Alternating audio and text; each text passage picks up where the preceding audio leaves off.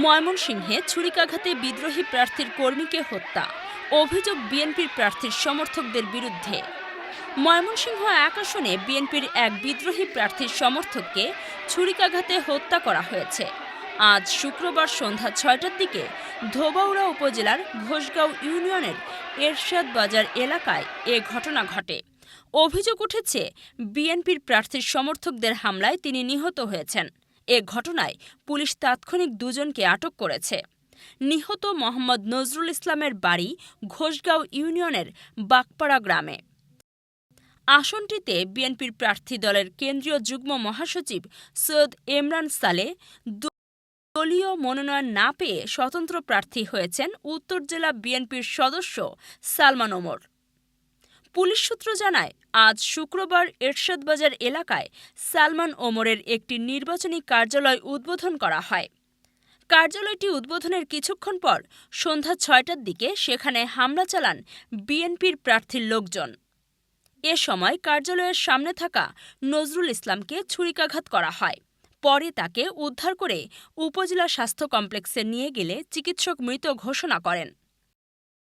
সালমান ওমর বলেন, আমার সমর্থকেরা নির্বাচনী কার্যালয় উদ্বোধনের কিছুক্ষণের মধ্যে বিএনপি দলীয় প্রার্থীর সমর্থকেরা হামলা চালায়। তাদের ছুরিকাঘাতে আমার এক কর্মীর মৃত্যু হয়েছে। এ বিষয়ে ময়মনসিংহের অতিরিক্ত পুলিশ সুপার মোহাম্মদ আবদুল্লাহ আল মামুন বলেন, স্বতন্ত্র প্রার্থীর কার্যালয় উদ্বোধনকে কেন্দ্র করে বিএনপির প্রার্থীর লোকজন হামলা চালিয়ে একজনকে ছুরিকাঘাতে হত্যা করেছে। ঘটনার পরপর দুজনকে আটক করে আমাদের হেফাজতে নেওয়া হয়েছে। সমর্থকরা তারা নির্বাচনী যে বিভিন্ন বাজারে বাজারে যে ঘর থাকে নির্বাচনী ব্যাপারে আলোচনা করার জন্য, তাদের একটি নির্বাচনী ঘর উদ্বোধন করার জন্য, সেটাকে কেন্দ্র করে অন্য একটি গ্রুপের সাথে তাদের ঝামেলা হয়।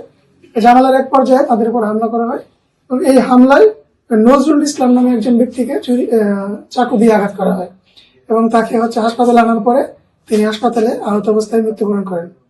তো এই ঘটনায় পুলিশ তাৎক্ষণিকভাবে ঘটনাস্থলে যায় এবং কিছু তথ্য প্রমাণের ভিত্তিতে ইতিমধ্যে পুলিশ দুইজনকে আটক করেছে এবং ঘটনার সুষ্ঠু তদন্ত করে যারা জড়িত বাকি আসামিগণ তাদেরকে গ্রেপ্তার করার জন্য পুলিশ তার লোকজনটা আমরা হামলা করাইবো।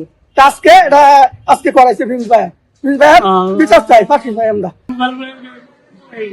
অভিযোগ প্রদান করতো, অভিযোগ প্রদান করে আবার কাগজ পত্র করে জায়গায় আমাদের এই যেমন বাইরে তারা বাইরে ভাড়া শুরু আছে। অনেকদিন ধরে এটা পরিকল্পনা করতেছে।